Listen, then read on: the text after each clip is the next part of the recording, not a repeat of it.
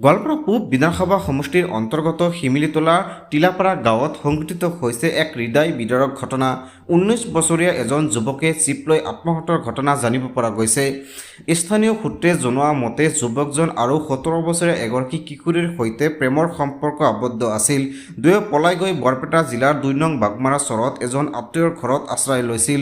দুয়োৰে বয়স কম হোৱাৰ বাবে অভিভাৱকসকলে দুয়োকে বেলেগ বেলেগকৈ থাকিবলৈ ব্যৱস্থা কৰিছিল। অভিযোগ অনুসৰি ৰাতি কিশোৰীগৰাকীক যুৱকজনৰ ওচৰত থাকিবলৈ নিদিয়াৰ ফলত মানসিকভাৱে ভাঙি পৰে যুৱকজন। মানসিকভাৱে ভাগি পৰি চৰম সিদ্ধান্ত বাছি লয় যুৱকজনে। এই সন্দৰ্ভত স্থানীয় ৰাইজে ঘটনাস্থলীত আৰক্ষী উপস্থিত হৈ মৰণোত্তৰ পৰীক্ষাৰ বাবে যুৱকজনক প্ৰেৰণ কৰে চিকিৎসালয়। হয়, সেইটো আমি ইনভেষ্টিগেশ্যন কৰি আছোঁ। ইয়াতে আমি খবৰ পাইছোঁ আনৰ ঘৰত এটা আনুমানিক 19-20 বছৰীয়া ল'ৰা এটা গছৰ ওপৰত হেঙিং হৈ আছে। আমি কি কাৰণত কেনেকৈ সংঘটিত হ'ল ঘটনাটো, কেনেকৈ ছুইচাইড হৈছে সেইটো আমি তদন্ত কৰি আছোঁ, ৰাইজ সোধ কৰি আছোঁ, আমি ইনকুৱাৰী কৰি আছোঁ। পৰৱৰ্তী পৰ্যায়ত যিটো আমি পাম নিশ্চয় জনাম। হয়, মৰণোত্তৰ পৰীক্ষা আমি লৈ যাব লাগিব। ইতিমধ্যে আমি মেজিষ্ট্ৰেট ছাৰক চাৰ্কল অফিচাৰক জনাইছোঁ, মেজিষ্ট্ৰেট ছাৰ আৰু ছিনিয়ৰ অফিচাৰক জনাইছোঁ আমি। মোহাম্মদ আনোয়াৰ হোসেন, ঘৰ ক'ত? 2 নম্বৰ বাগমাৰা। কি হৈছিল ৰাতিত? তাৰমানে ৰাতিত অনুমান 10টা হ'ব পাৰে, 10টামান বজাত আপিটো আৰু আপাটো আহিল। মই সুধিলোঁ তাক ক'ৰ পৰা আহিলি? কয় মই ঘৰৰ পৰা আহিছোঁ। কি আহিছা ইমান ৰাতিত? কয় আপিটোক লৈ আহিছোঁ, মোক বিয়া কৰাই দিব লাগিব। ল'ৰাটোক ক'লে ক'ম যে তই যে আপিটো লৈ আহিলি তোৰ বয়স হৈছে? মোৰ 19 হৈছে। আপুটাৰ বয়স মোবাইলত আধাৰ কাৰ্ড আৰু জন্ম চাৰ্টিফিকেট আছে, চালেই হ'ব।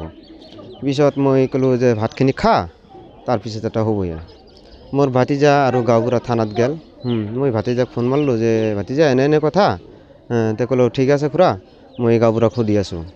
গাঁওবুঢ়াক সুধিলে গাঁওবুঢ়া বোলে ভাতিজাক কৈছে যে বয়স যদি হয় তেনেহ'লেতো অসুবিধা নাই, বয়স যদি নহয় তেনেহ'লে তাহাক গাৰ্জেনক আইফা দি আৰু নহ'লে থানাত দি। মানে ঘটনাটো যে ৰাতিত সংঘটিত হ'ল এই কথাখিনি আপোনালোকে নিজৰ গাঁৱৰ গাঁও প্ৰধানক অৱগত কৰিছিল?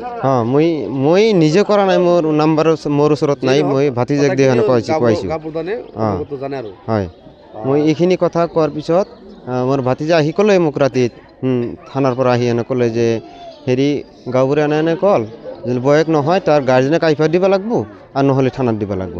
মই পিছত ভাবিলোঁ যে থানাত গৰীব মানুহ একো নাই তাহাঁতৰ, মই গাৰ্জেনক আইফা দিম। গাৰ্জেনক আইফা দিছোঁ। তাৰ দেউতাতো নাই, ল'ৰাটোৰ মাক আছে। মাক আহিলে আৰু আপিটাৰ দেউতাক বোলে বেমাৰী মানুহ আইফা ন'লে, সেই মাক আহিছে। অহাৰ পিছত তাক কৈ দিলোঁ যে এনে কথা। সিহঁতে পালে বুজাই। ৰাতিত বহুত হৈ গ'ল, অনুমানি 1:30-2টামান বাজিব। পিছত ক'লে ৰাতিখিনি ইয়াতে থাকি মই পুৱাতে গুচি যাম আৰু কি। কম ঠিকে আছে, মোটামুটি পুৱাতে উঠি গুচি যাবা, কাই যদি নেদেখে লেঠা লাগব। এইখিনি কৈ ৰাতিত থাকিল আৰু পুৱাতে উঠি আনা সিহঁতক মাতছোঁ বহুত। সিহঁতে এজনো উঠি আনা ৰজা তজা ৰাখিল। পিছত মই আৰু মোৰ তিৰিটা সিফালে গৈছে পানী দিবৰ কাৰণে, যাই সেনে চাই যে মৰি আছে। ৰাতি যিটো দুটা গাৰ্জেনে আপোনালোকে প্ৰথমত কি ছোৱালী আৰু ল'ৰাটো আহিছে?